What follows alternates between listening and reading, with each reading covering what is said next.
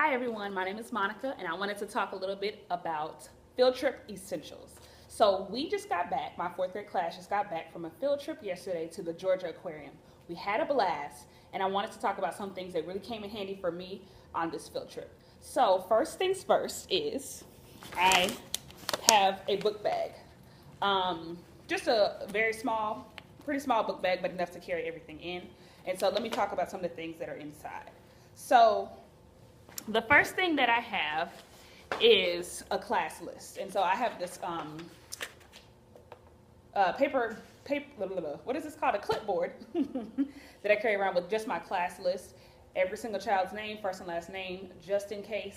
Obviously, I know them at this point, but just in case of an emergency. I also divided into groups. I had 2 chaperones. I have a total of 26 students. So I had 2 chaperones for this trip. And so I gave them each 8 students, and I had 10 of my students. And so I had a list of students that were in my group. Let me cover these up. That were in my group. And then I also gave each of the chaperones a small little clipboard, cute little clipboard that I got from Walmart for like $1.50. Each with a list of the students that were in their group, first and last name, my cell phone number, and then like kind of a general schedule. So, it's like, meet here, we're going to the dolphin show at this time, lunch is at blankety blank, meet at the buses at whatever time. So just like a general schedule, the list of the students and their names, and my cell phone number in case anything were to happen. So this really came in handy, and they really appreciated this. I also made sure that I got their cell phone numbers. If you don't already have their cell phone numbers, go ahead and get them just in case you need to contact them for any reason.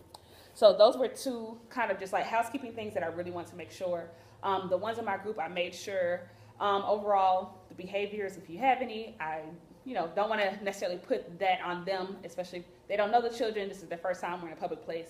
I had all the behaviors. I also had the students, I only have one that have medical needs. And so speaking of, I don't have it now, it's back in the nurse, but I have a list of students who have medical medication. So EpiPens, Benadryl, whatever the case may be, taking that with you, making sure that's in your book bag in case something were to happen, and just having like directions for the use of them and who gets what, when, where, and why. And so making sure you have that emergency information as well.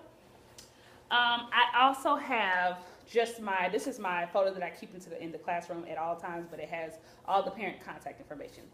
I probably should actually have that all in one place, but this is literally the individual sheets that I sent home at the beginning of the year, and they all filled out and sent back. So emergency contact information for all of the parents. That was also in my book bag.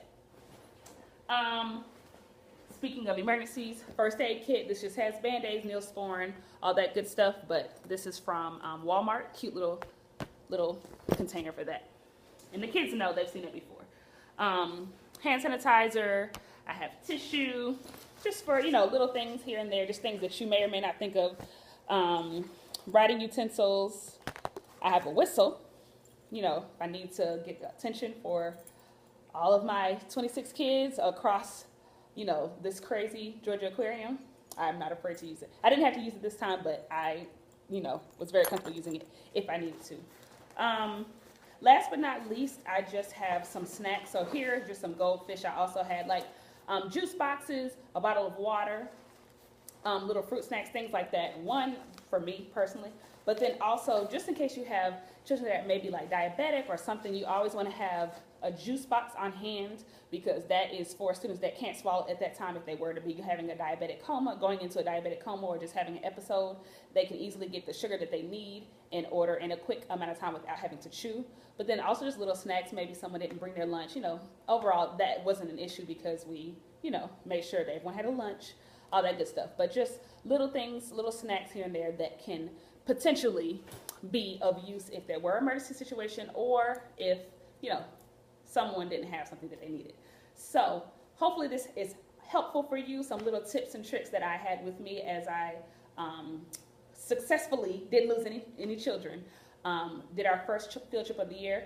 Last but not least, biggest tip that I can tell you that I didn't even intentionally do was to wear bright colors as the teacher. So oftentimes classrooms have classroom t-shirts that they all have the same, so it's easily identified. The children are easily identifiable to you and to outsiders. Hey, that's a group. Hey, your group's over there, type of thing. But also, we don't have our t-shirts yet for this year. We haven't gotten the order in on time. one thing that I did have was I had a mustard color sweater on. And so one of my students, I guess, apparently stopped to tie their shoe. I didn't even see them.